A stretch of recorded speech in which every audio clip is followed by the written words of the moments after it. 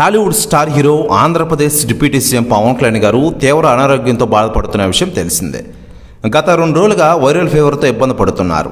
జ్వరంతో పాటు ఆయన తీవ్రమైన దగ్గుతో బాధపడుతున్నారు.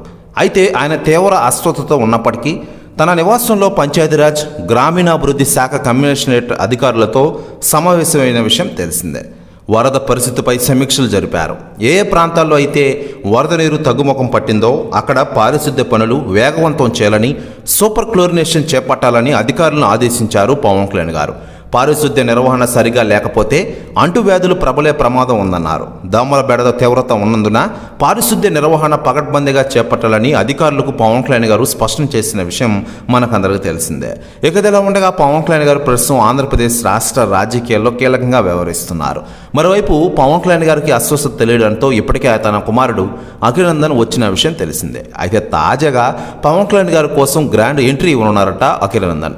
విజయవాడకి వెళ్లి సహాయ కార్యక్రమంలో పాల్గొన్నారట అఖిలనందన్ గారు.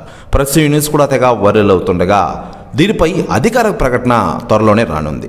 ఇకపోతే పవన్ కళ్యాణ్ గారు ప్రస్తుతం ఆంధ్రప్రదేశ్ రాష్ట్ర ఉప ముఖ్యమంత్రిగా రాణిస్తున్నారు.